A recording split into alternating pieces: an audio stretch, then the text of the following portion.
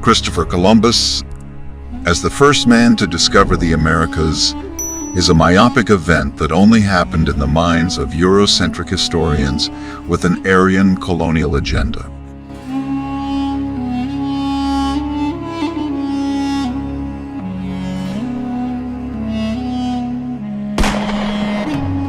In Weiner's book, Africa and the Discovery of America, he explains that Columbus noted in his journal that the Native Americans confirmed black-skinned people had come from the southeast in boats, trading in gold-tipped spears.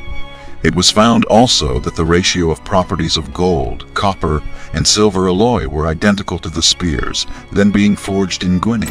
According to an American historian and linguist, Leo Weiner of Harvard University, one of the strongest pieces of evidence to support the fact that Africans sailed to America before Christopher Columbus was a journal entry from Columbus himself.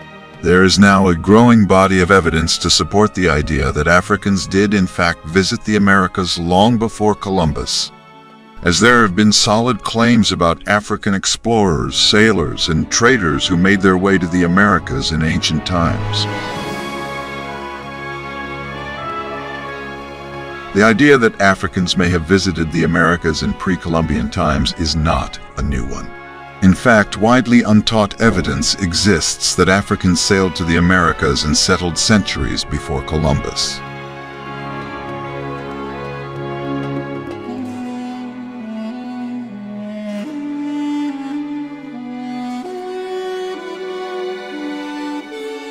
While we commend Christopher Columbus, or should we say Cristobal Colon, for sailing the seas in search of new land on Europe's behalf, he was not the first man to make that journey.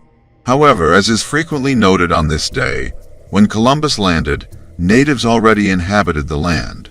He called them Indians because he initially thought he had reached India. Columbus's first landfall in October 12, 1492, most likely somewhere near the Bahamas or the Dominican Republic, was a later time in history. Let us even limit our scope within Europe, and Columbus will still not be the first European to have visited the Americas, as many genuine historians suspect that Viking Leif Erikson, who established a settlement in northeastern Canada in the 11th century, was the first European to come to the Americas. The truth is that black Africans, Indians, Polynesians, Chinese, and Arabs had visited the Americas long before Columbus. Enormous Olmec head statues with African facial characteristics found throughout Central and South America support that Africans had settled in America long before its apparent discovery, ranging up to 11.15 feet in height and weighing 30 to 40 tons. These statues generally depict helmeted black men with large eyes, broad fleshy noses. Columbus was never the first man to arrive at the Americas, rather he was the first to commit genocide. Sex, slavery of young girls, rape, pedophilias, mass mutilations, arbitrary killings, and transatlantic slavery in the Americas. The manufactured history by Columbus's European sponsors must be exposed and forcefully rejected.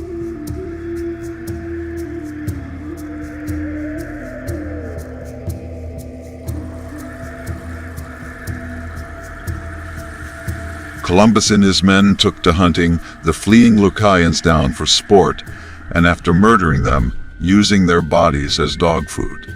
Surviving Lucayans fled to the surrounding mountains to escape the sadistic savagery and barbaric treatment of the so-called civilized Christian Europeans toward them. There are eyewitness accounts of fallen Lucayan warriors being fed to hunting dogs while they were still alive, screaming and wailing in agony as the dogs feasted on their limbs and entrails. Columbus saw this as a perfect excuse to go to war, and with heavily armed troops and advanced weaponry, it wound up being a very short war. The natives were quickly slaughtered, having only spears, rocks, and other primitive tools to fight with.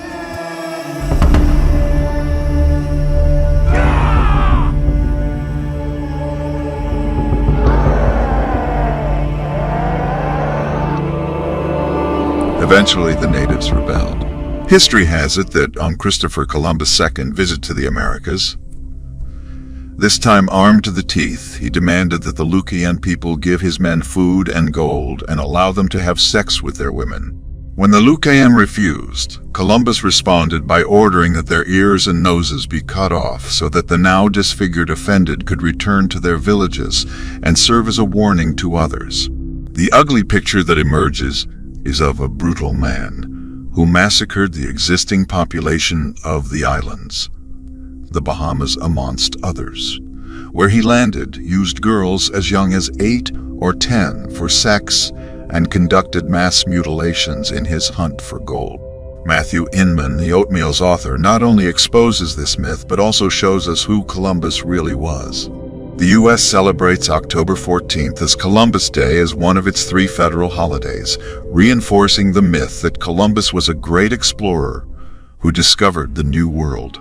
Research by some scholars provides population estimates of the pre-Columbian or pre-European contact of the Americas to be as high as 112 million in 1492, which declined to less than 6 million by 1650. The so-called discovery of the Americas by Christopher Columbus was followed by possibly the greatest demographic disaster in the history of the world. He described these people as having black skin, curly hair, and other features that were characteristic of Africans. Similarly, the Italian explorer Amerigo Vespucci, who traveled to the Americas in the late 15th and early 16th centuries, wrote in his accounts that he had encountered people of color in the Caribbean region.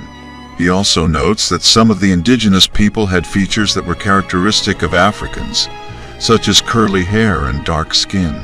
In his book, Natural History of the Indies, he describes seeing Negroes among the indigenous people of Hispaniola, present-day Dominican Republic, and Haiti. One of the most well-known accounts of African presence in the Americas comes from the Spanish explorer, Gonzalo Fernández de Oviedo y Valdez, who traveled to the Americas in the early 16th century. Thor Heyerdahl was a Norwegian adventurer and ethnographer with a background in zoology, botany, and geography, made voyages to demonstrate the possibility of contact between widely separated ancient peoples, notably the Ray I expedition of 1970, when he sailed from the west coast of Africa to Barbados in a papyrus reed boat.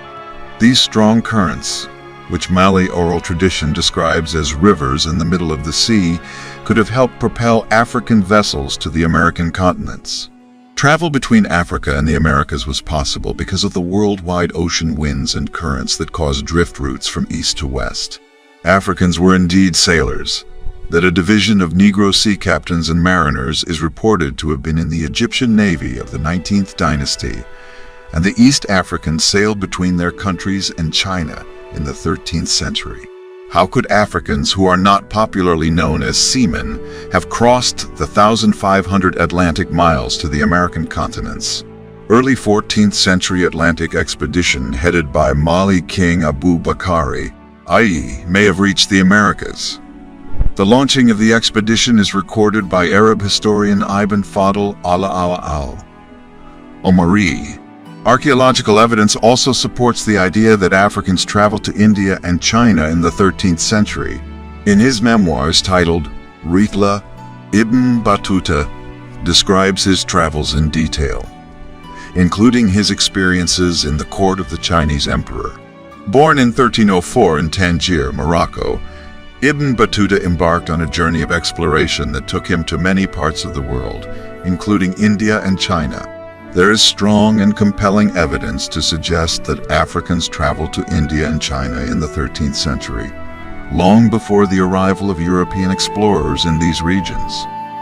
While it is possible that some of these plants may have been brought over by European traders or explorers, the fact that they have been found in pre-Columbian archaeological sites suggests that they may have arrived much earlier, potentially as a result of contact between Africans and indigenous Americans.